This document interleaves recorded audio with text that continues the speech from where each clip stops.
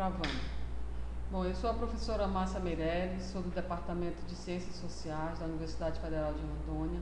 A minha formação é doutorado em Ciências Sociais e eu estou aqui agora para trabalhar no curso de Administração e vou trabalhar com vocês a disciplina de Ciência Política.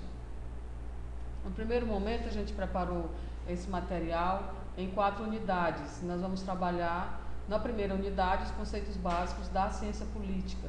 Vamos trabalhar nessa segunda perspectiva a definição do conceito de poder, de que forma o poder político é exercido pelo Estado, diferenciar poderes de Estado de funções do Estado, a diferença entre Estado e governo, o papel da administração pública no seio do Estado. Quanto à segunda unidade, nós vamos trabalhar a definição dos fundamentos teóricos da ciência política. Essa definição dos conceitos teóricos da ciência política é uma forma de nós tentarmos estar compreendendo melhor quais são as teses, quais são as ideias principais que fundamentam as relações de poder nas relações sociais contemporâneas. Mas, inicialmente, nós iremos fazer uma discussão preliminar do que viria a ser a relação de poder. O poder ele é composto de 4 elementos. Nós temos o sujeito, o objeto, o meio e o fim. Esses 4 elementos que formam a ideia e definem o conceito de poder nos ajudam a compreender exatamente o que vem ser a ciência política no estudo do curso de administração pública. Entendemos que o sujeito ele deve ser compreendido por aquele que exerce o poder. O indivíduo, grupo ou organização é composto por esse sujeito. O objeto é aquele sobre o qual o poder é exercido, indivíduo, grupo ou organização. O meio é bem ou recurso através do qual o sujeito exerce poder sobre o objeto, os meios utilizados para influenciar o comportamento de outros. Então, esses 4 elementos que compõem o poder terminam com o fim, que tem a ver com a finalidade com que o poder é exercido pelos sujeitos sobre o objeto. Sobre essas relações que compõem os 4 elementos do poder, sujeito, objeto, meio e fim, nós podemos então ter uma definição da ideia de conceito, podendo trabalhar então essa noção para que a gente venha entender como que se dá as relações de poder na sociedade e como se constituem essas relações a partir da estrutura do Estado.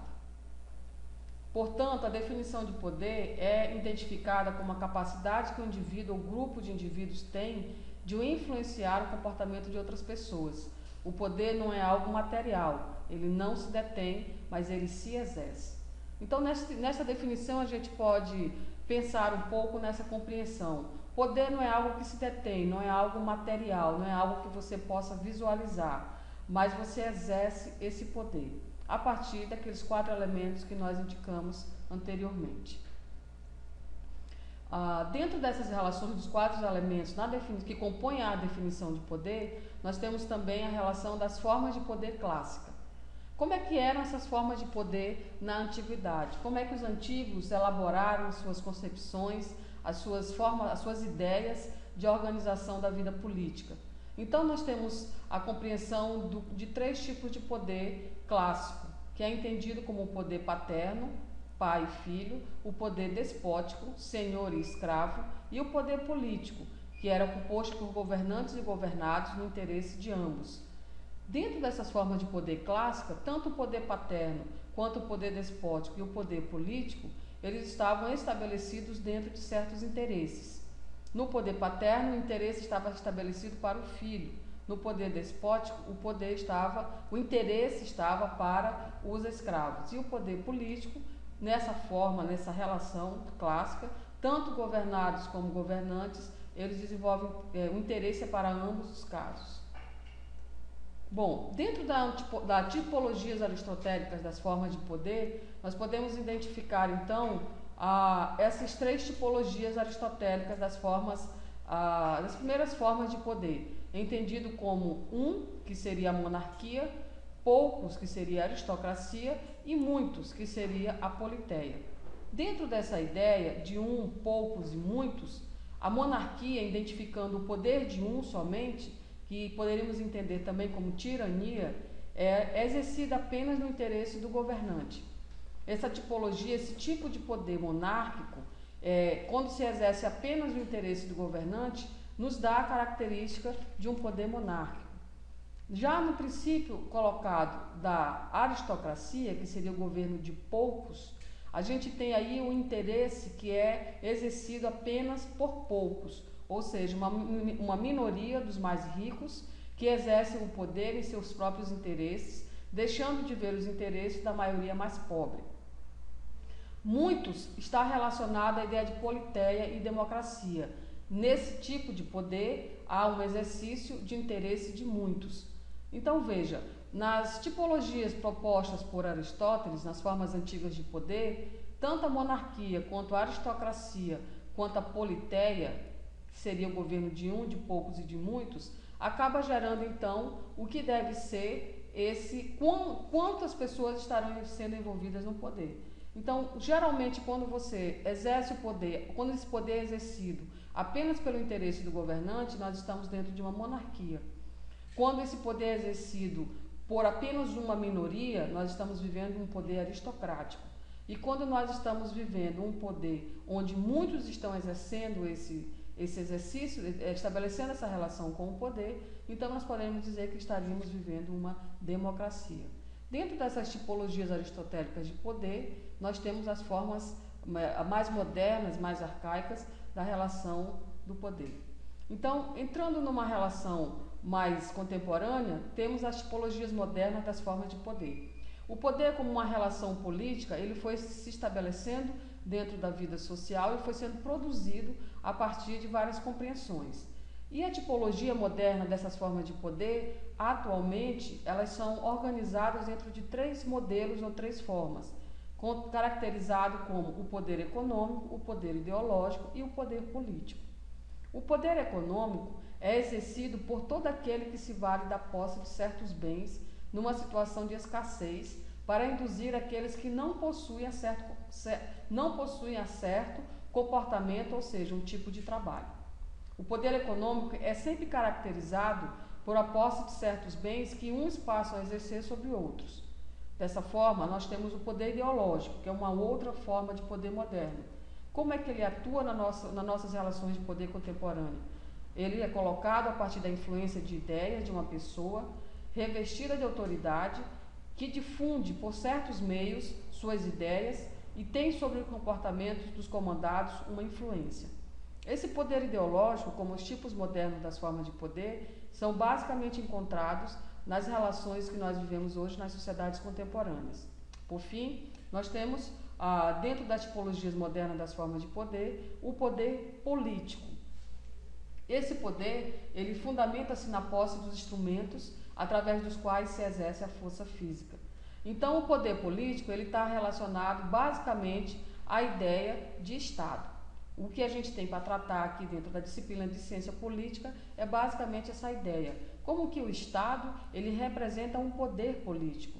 Portanto, a tipologia moderna das formas de poder que nós poderíamos estar encontrando com maior base no desenvolvimento das sociedades de hoje é o poder político, dentro do poder político. E nós iremos mais adiante adiantar um pouco essas explicações. O poder ideológico, ele influencia o comportamento dos indivíduos independentemente do uso da coerção física sobre eles ou das suas necessidades materiais. No exercício do poder político, o poder ideológico influencia grandemente o comportamento político e econômico. Então veja, para que nós possamos entender como é que age o poder ideológico, essas relações elas são situadas de uma forma independente do uso da coerção física. Já no caso do poder econômico e do poder que nós estamos tentando entender aqui político, essas formas ideológicas não são necessariamente desenvolvidas através de uma coerção física que caracteriza outras formas de poder. O poder político está relacionado ao Estado. Então, o Estado, portanto, é o meio pelo qual se dá o exercício do poder político sobre o indivíduo.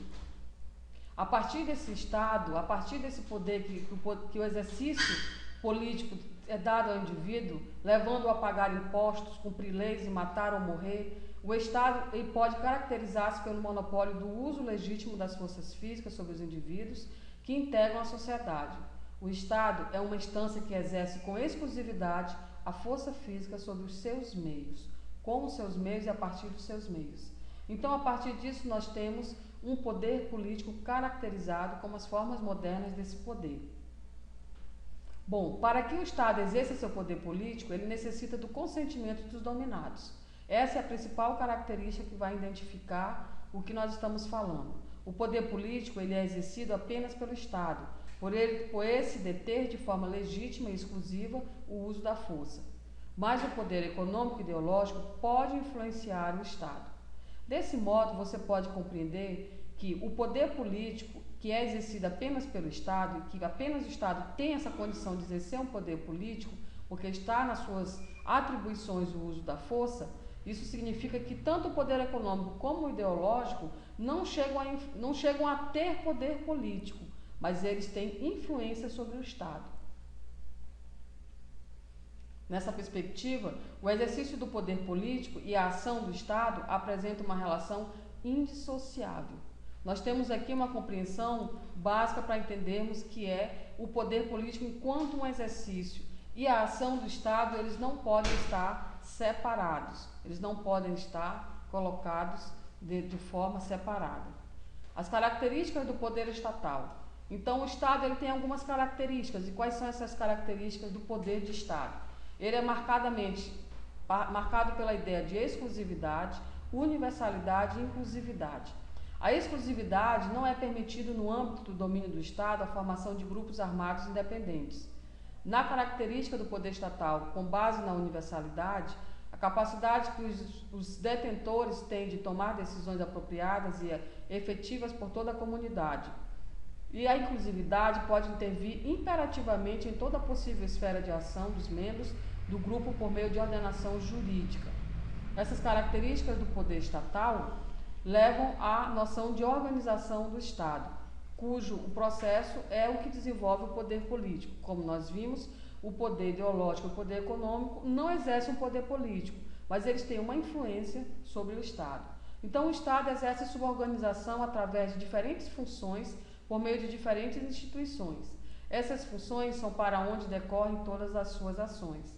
E ele pode estar dividido em algumas funções que nós iremos aqui elencar, que muitos de nós já conhecemos. São as funções legislativas, que têm a prerrogativa de instituir as normas e o ordenamento jurídico que rege as relações dos cidadãos entre si e deste com o Estado.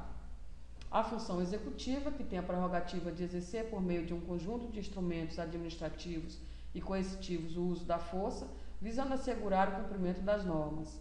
E, por fim, a função judiciária, que tem a prerrogativa de julgar a adequação ou inadequação dos casos e atos particulares às normas gerais. A preponderância do executivo e do papel da administração pública, portanto, a partir dessas noções básicas de ciência política, introduzidas pela ideia do poder, do que viria a ser o poder político e as formas de poder político moderno, pode então colocar-nos na compreensão agora do qual seria essa preponderância do executivo. O Estado e o governo, eles exercem um poder sobre a sociedade por meio de uma administração respaldada. É assim que acontece o poder político. Assim, o poder do Estado é exercido administrativamente. Há um corpo funcional que executa continuamente uma série de atividades que intervêm diretamente no funcionamento da sociedade. A administração pública sempre exerce poder ao prestar serviços à sociedade. Portanto, estudar a ciência política é essencial para o administrador público.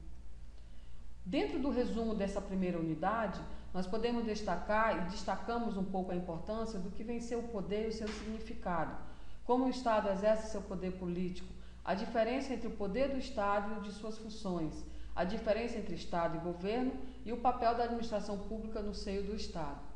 Na segunda unidade, nós tratamos dos fundamentos teóricos da ciência política, quais são as principais correntes filosóficas, qual o seu significado e sua importância. Dentro dessas duas principais correntes da ciência política, que fundamenta a compreensão do que vêm a ser as relações de poder, nós temos as mais atuais, que é o marxismo e o liberalismo. O marxismo ele se estruturou como crítica e alternativa à sociedade burguesa e à ordem liberal vigente no século XIX.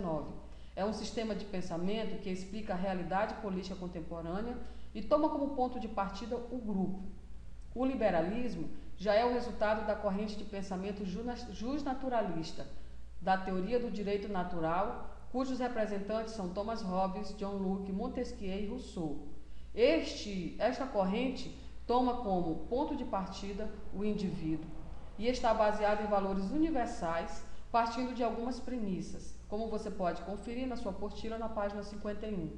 A separação entre Estado e sociedade civil, a separação entre esfera pública e esfera privada, constituindo-se nas referências básicas do Estado de Direito do mundo contemporâneo, calcado na ideia de liberdade e igualdade.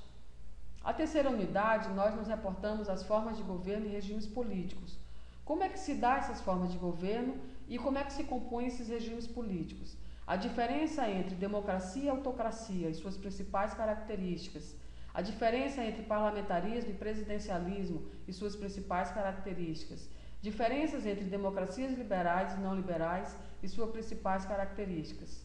Então, veja, dentro dessa terceira unidade, nós estaremos enfocando principalmente uma compreensão sobre essas formas de governo democrática e as formas de governo compreendidas como autocráticas, as autocracias. Esses regimes políticos são resultantes da ação humana. Não podemos esquecer que é a ação humana que produz esses regimes políticos como resultado dos desejos de uma organização política. Então, numa definição do que vem a ser democracia e autocracia, podem ser classificadas em abertas ou fechadas, a participação popular na seleção dos governantes e a liberdade assegurada aos governados nos diferentes regimes. Os regimes políticos podem ainda serem classificados entre livres e não livres, liberais e não liberais. Então, nessa discussão entre regimes políticos, democráticos e autocráticos, a gente pode identificar basicamente o conceito de estar classificado em abertos ou fechados a participação popular. Essa noção de participação popular, decidindo quem vai ser os seus governantes, é que define o tipo de regime político que nós estaremos estabelecendo, ou seja, democrático, ou seja, autocrático.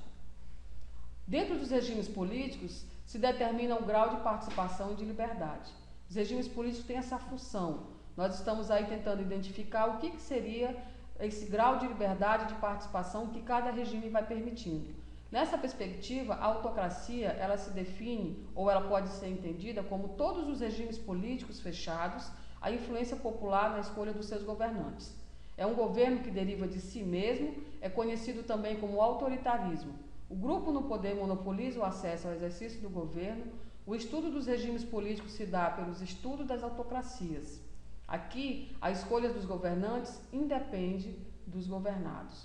Significa o quê? Que aqueles que são governados, eles não têm a sua opinião, eles não têm a sua condição de serem ouvidos ou de serem apreciadas as suas observações. Então, nessas condições, a escolha dos governantes não depende dos seus governados. Os governados não têm como decidir por quem eles serão governados. Essas características nos colocam dentro de um regime político autocrático. Já nos tipos de democracia, nós temos a possibilidade dos governados poderem estar escolhendo os seus governantes. E essas democracias, então, elas variam em vários tipos. E nós temos aí a democracia representativa, onde o povo participa das decisões do governo indiretamente por meio de seus representantes eleitos. Nas democracias modernas, o método de seleção dos governantes é o eleitoral, que é um pouco o que a gente vê hoje no nosso processo contemporâneo, onde a seleção dos governantes é feita por meio de uma eleição, por meio de um processo eleitoral. E isso pode ser entendido como nossas democracias modernas. Dentro dos regimes liberais, podemos entender aqueles em que o governo resulta da escolha da maioria por meio de eleições periódicas, livres e justas. Duas principais formas de organização do governo nos regimes liberais democráticos podem ser identificadas através do presidencialismo e do parlamentarismo. O presidencialismo se dá onde os papéis de chefe de Estado são exercidos pelo presidente. Já no parlamentarismo, esses papéis de chefe de Estado cabem a indivíduos diferenciados. A diferença entre eles está nas relações entre executivo e legislativo e na duração dos mandatos dos parlamentares e governantes. Democracia é um termo em desenvolvimento pelos processos sociais políticos. Não podemos dizer que o processo democrático está terminado ou está acabado numa forma que nós historicamente construímos, mas esse processo está em andamento.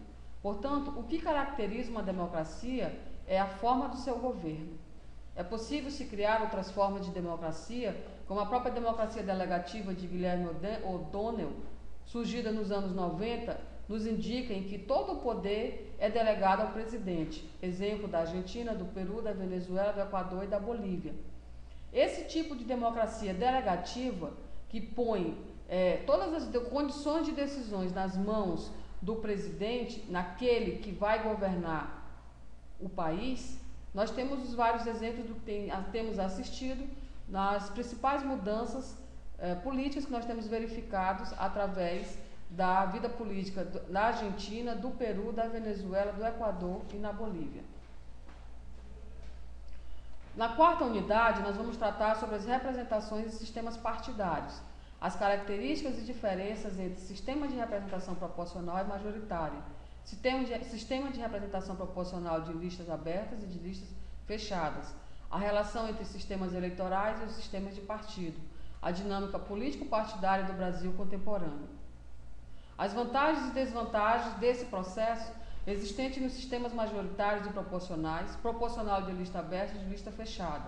Finalizando, em nossas funções profissionais, estaremos sempre envolvidos em relações de poder e exercendo poder político. Por essa razão, examinar as formas de poder, as características principais do poder exercido pelo Estado sobre a sociedade, as formas de organização do Estado, a relação entre os poderes, pressupôs todos esses conhecimentos que orientam a ação dos grupos políticos em disputa em nossa sociedade.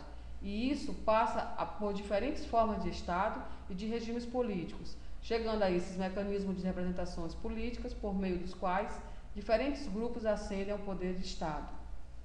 Portanto, a partir dessa explicação mais geral do texto da apostila de ciência política, onde nós teremos algumas reflexões para podermos entender qual é então o papel do Estado, qual é a função do Estado no exercício do seu poder, a partir dessa perspectiva, então, eu convido a todos que tenham bons estudos e façam excelentes reflexões.